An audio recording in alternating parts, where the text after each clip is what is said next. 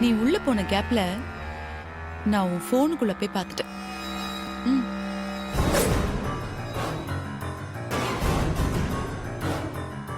இப்ப சொல்லு, மித்ரா உன் ஆளு தானே?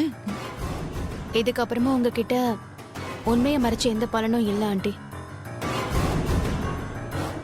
மித்ரா வேற யாரும் இல்ல, என்னோட தங்கச்சி. மித்ரா உன் தங்கச்சியா? ஆமா ஆண்டி.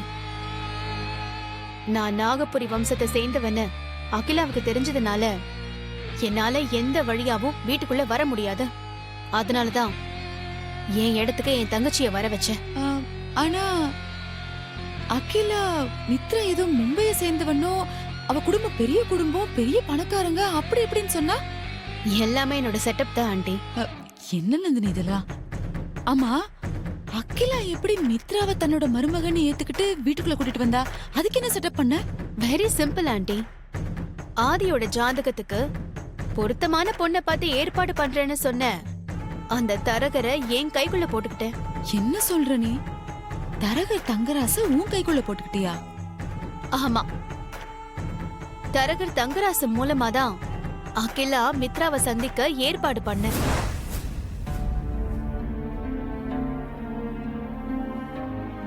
வணக்கம்மா. வணக்கம், உட்காருங்க. அம்மா, நான் ஏற்கனவே சொன்ன மாதிரி நம்ம ஆதி தம்பியோட ஜாதகத்துக்கு பொருத்தமாகவும் நம்ம அந்தஸ்துக்கு பொருத்தமாகவும் ஒரு அருமையான பொண்ணு ஜாதகத்தை கொண்டு வந்திருக்கம்மா. நல்ல தகவல் தான் கொண்டு வந்திருக்கீங்க. பொண்ணு போட்டோ கொண்டு வந்திருக்கீங்களா? கொண்டு வந்திருக்கம்மா, இதோ காமிக்கிறேன்.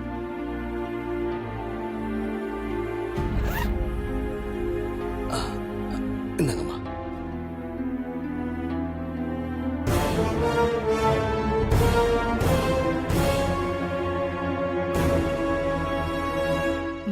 பொண்ணோட பேர் என்ன? பொண்ணோட பேரு மித்ராமா. ஆஸ்திரேலியால MBA பண்ணிட்டு இப்ப அவங்க அப்பாவுக்கு துணையா பிசினஸ் பாத்துக்கிட்டு இருக்குமா. பொண்ணோட அப்பாவை பத்தி எதுவுமே சொல்லலையே. பொண்ணோட அப்பா பேரு அருணாச்சலம்மா. மும்பைல பெரிய டெக்ஸ்டைல் மில் வச்சிருக்காரு. அது மட்டும் இல்லம்மா, உங்கள மாதிரியே அவரும் ஏகப்பட்ட கம்பெனி வச்சு பாத்துக்கிறாருமா. உங்க வசதிக்கு தகுந்த இடம்மா. அப்போ பொண்ணு மும்பைல தான் இருக்காளா? ஆமாம்மா. உங்களை பத்தி கூட பொண்ணோட அப்பா கிட்ட சொன்னம்மா.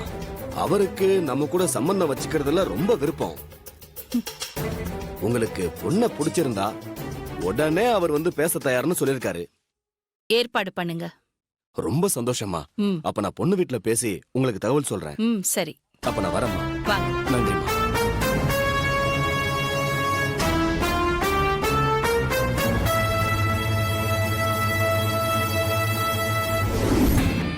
நந்தினி, ஒரு சாதாரண புரோக்கரையும் ஜாதகத்தையும் வச்சுக்கிட்டு ஆதிக்கடவுர் அகிலாண்டேஸ்வரியை இவ்ளோ அசால்ட்டா ஏமாத்திருக்க நீ?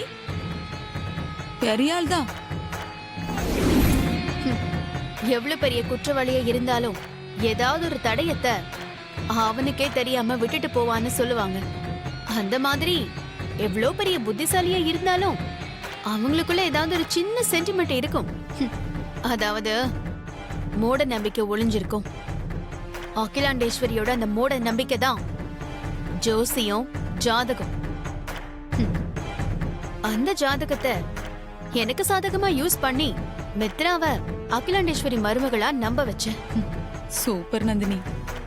ஆனா மித்ராவோட ஜாதகமும் ஆதியோட ஜாதகமும் எப்படி 100% பொருத்தமா இருந்தது? அது மித்ரா ஜாதகமே இல்ல ஆண்டி. மித்ராவோட ஜாதகம் இல்லனா அப்ப அது வேற யாரோட ஜாதகம்? பார்வதியோட ஜாதகம். பார்வதி ஜாதகமா? நீங்க என்ன சொல்ற?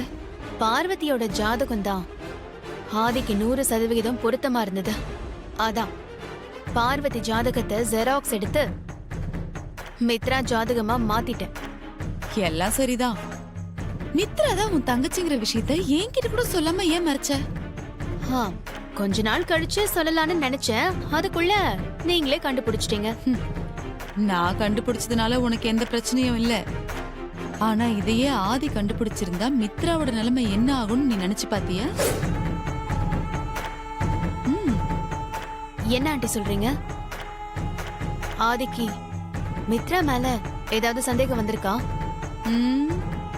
மித்ராவோட இந்த வைரமோதிர நாடகம் அதால கண்டிப்பா ஆதிக்கு அவ மேல சந்தேகம் வந்திருக்கலாம். முன்னாடியே என்கிட்ட சொல்லியிருந்தீனா அதுக்கேத்த மாதிரி ஹேண்டில் பண்ணிருப்பேன். சரி விடு, இப்போ ஒண்ணு கெட்டு போல. நீ மித்ரா கிட்ட இனிமே என் பேச்சு கிட்ட நடந்துக்க சொல்லு. நான் எல்லாத்தையும் பாத்துக்கிறேன். சரிங்க ஆண்டி, நான் மித்ராக்கு ஃபோன் பண்ணி சொல்றேன். நடக்க போற போட்டியில பிரிலிமினரியில அந்த பார்வதி செலக்ட் ஆக கூடாது. அத நீங்க தான் பாத்துக்கணும். கண்டிப்பா நந்தினி, நீ கவலைப்படாத. அந்த சமையல்காரி இதுல செலக்ட் ஆகவே மாட்டா. அதுக்கு நான் கேரண்டி. நான் வரேன். ம்.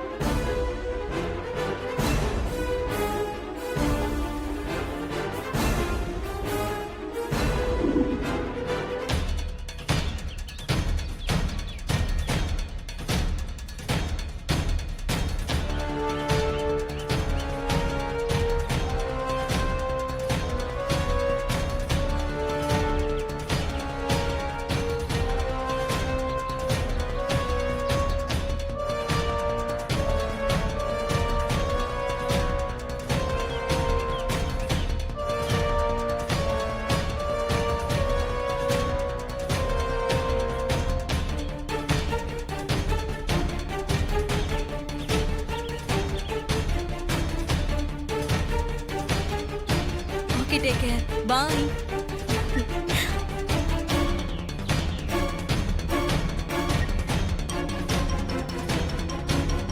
ஹலோ, ஒரு நிமிஷம்.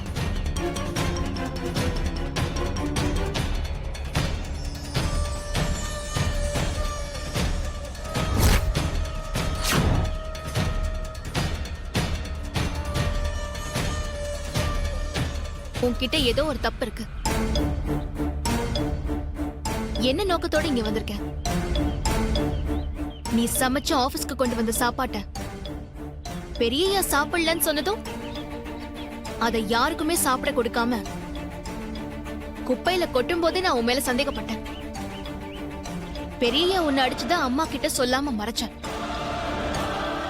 நீயே உன் விரல்ல ஒரு வைர மோதிரத்தை போட்டுக்கிட்டு அத பெரியய்யா உனக்கு பரிசா கொடுத்தாருன்னு அகிலாமா உட்பட வீட்ல எல்லாரையும் நம்ப வைக்க டிராமா பண்ணிருக்கேன்.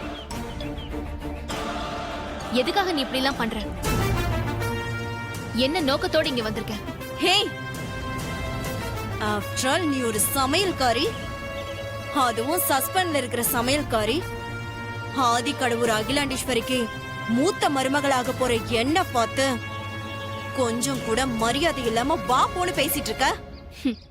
மரியாதைங்கிறது நாம கேட்டு வாங்குறது இல்ல, நாம நடந்துக்கிறத பார்த்து மத்தவங்க நமக்கு தானா கொடுக்கறது. ஹேய்,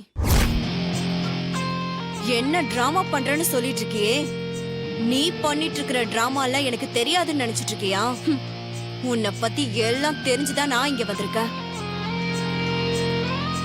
எப்படியாவது இந்த போட்டியில ஜெயிச்சு நீ அகிலாண்டீஸ்வரியோட மூத்த மருமகளா ஆயிரலாம் நினைச்சிட்டு இருக்கியோ? அதுல உனக்கு என்ன சந்தேகம்? கண்டிப்பா நான் போட்டியில ஜெயிக்க தான் போறேன். அத நீ பார்க்க தான் போற.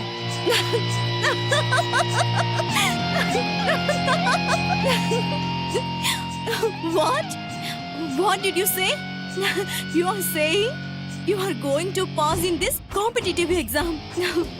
Wow, sounds funny. You cannot even read and write your own mother tongue. Then how come you will be able to answer the question asked in English in the upcoming preliminary examinations? You know, questions will be in objective type. Do you know the objective type questions will be? I know. You have not even passed your 10th grade examinations. Then with what guts you are challenging me? Me?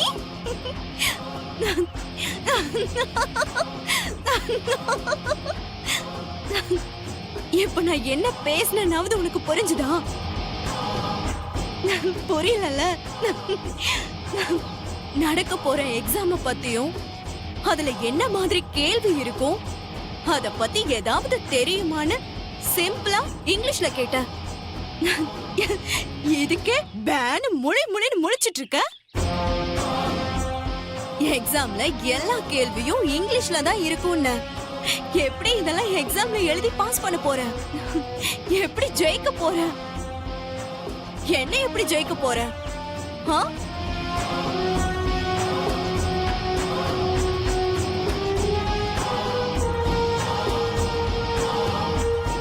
Exam பத்தின பயம் எப்பவே உன் கண்ணுல தெரியுது. நான் சொல்றேன், நீ கண்டிப்பா exam எழுத மாட்ட. இப்ப நான் சொன்னதெல்லாம் போய் ஆதி கிட்ட சொல்லி நீலி கண்ணீர் வடிச்சுதான் நீ நினைச்சத சாதிக்க பாப்ப. இங்க நடந்தது எதையுமே நான் பெரியய்யா கிட்ட சொல்ல மாட்டேன். என் காதல் உண்மையானது. அதனால இந்த பரீட்சையில நான் எப்படியும் பாஸ் பண்ணுவேன். அதுக்கப்புறம் நடக்க போற போட்டிலையும் நான் கலந்துக்கிட்டு ஜெயிக்க தான் போறேன். ஏய், என்கிட்டயே சவாலா? பார்க்கலாமா? ஆமா, சவால் தான். ஜெயிக்க போறது நீயா நானான்னு பாத்துறேன்.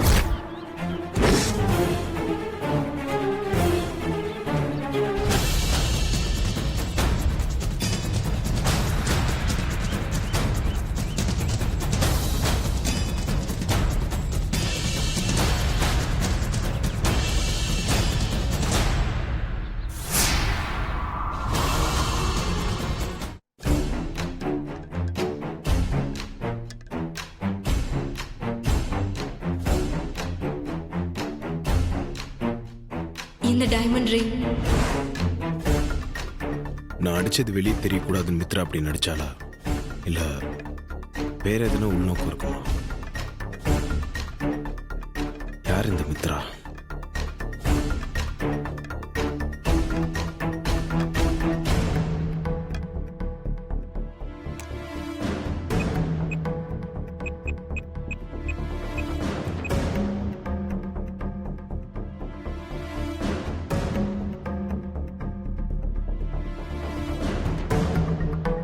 லோகேஷ், நான் ஆதி பேசுறேன். எனக்கு ஒரு பொண்ணை பத்தி டீட்டெயில்ஸ் வேணும்.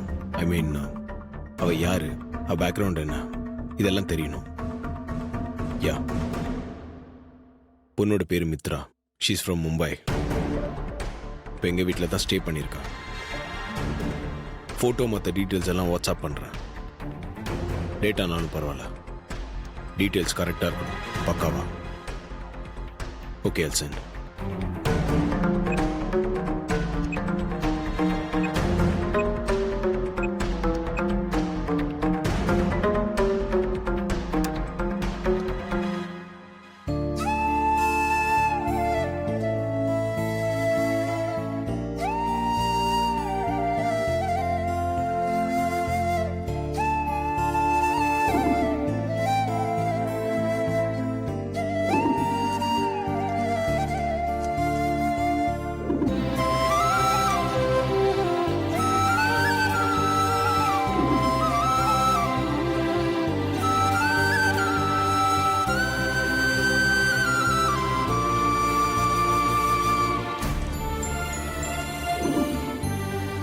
சிம்பிளா இங்கிலீஷ்ல கேட்ட பேனு முழின்னு முழிச்சிட்டு இருக்க.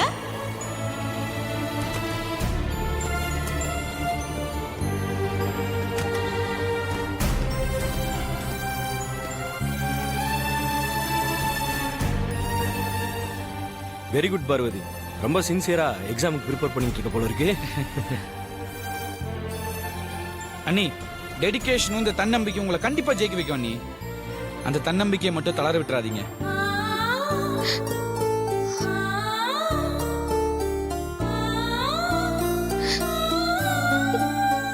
என்னாச்சு பார்வதி, ஏன் இப்ப அழுகுற? அண்ணி, ஏன் அழுகுறீங்க? எக்ஸாம்ல எல்லா கேள்வியும் இங்கிலீஷ்ல தான் இருக்கும்னு. எப்படி இதெல்லாம் எக்ஸாம்ல எழுதி பாஸ் பண்ண போற? எப்படி ஜெயிக்க போற? என்ன எப்படி ஜெயிக்க போற?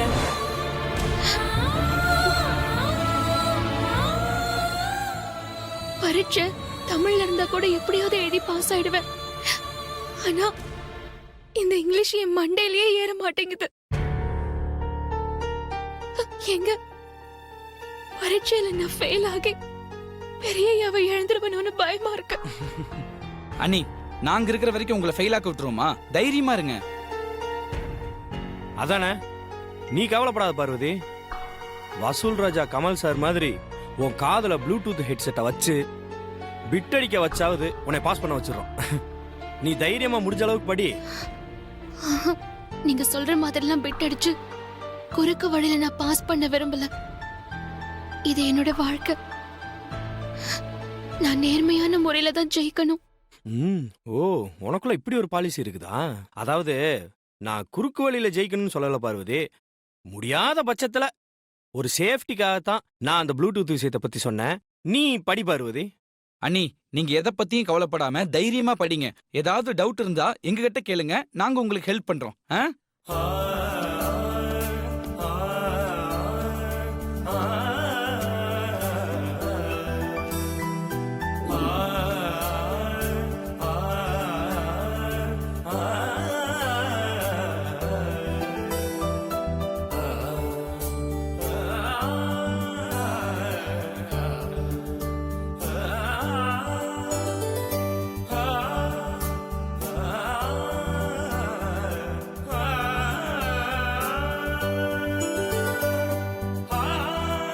அவ்வளவுதான் அண்ணி.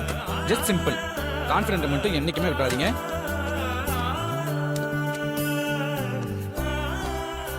ப்ரோ, அண்ணி இங்கிலீஷ்ல எக்ஸாம் எழுதுறதுக்கு பயப்படுறாங்க.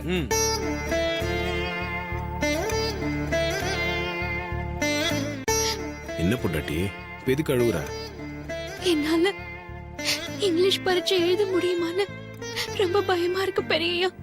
இங்க பாரு, முதல்ல மனசுல முடியும்னு நானே எல்லாம் நல்லபடியா நடக்கும்.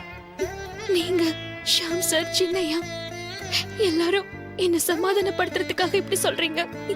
என்ன பத்தி எனக்கு தெரியும். கண்டிப்பா இந்த பரீட்சையில என்னால பாஸ் பண்ண முடியாது. நம்ம ஒண்ணு சேரவே முடியாது. இங்க பாரு, இந்த உலகத்துல எந்த சக்தியாலையும் நம்மள பிரிக்க முடியாது. அப்படி இருக்கும்போது இந்த இங்கிலீஷா நம்மள பிரிக்க போகுது. தைரியமா இரு. நீங்க எனக்கு சொல்றது மனசுக்குள்ள தைரியம் வருது. ஆனா கொஞ்ச நேரத்துல இது நம்மளால முடியாதுன்னு மனசுக்குள்ள ஒரு பயம் வருது. நான் என்ன பண்றது பெரியய்யா?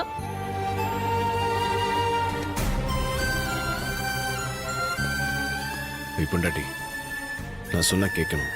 கேப்பல்ல, அழாத. தெரியுமா?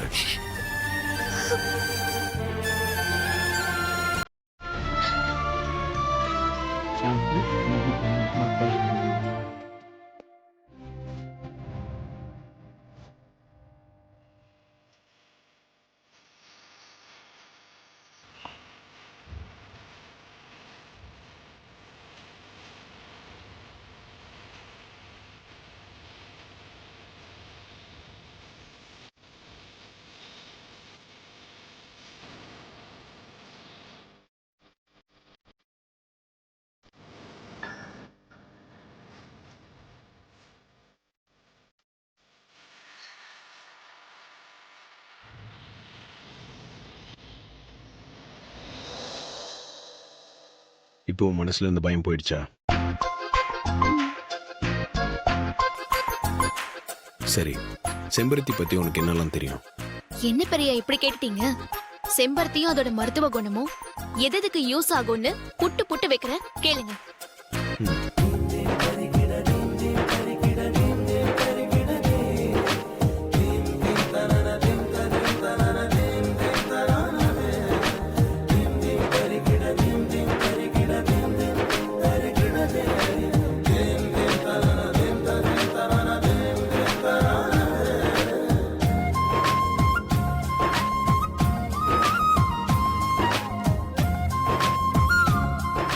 இப்ப நீ சொன்னது எல்லாம் தான் இந்த புக்ல இருக்கு.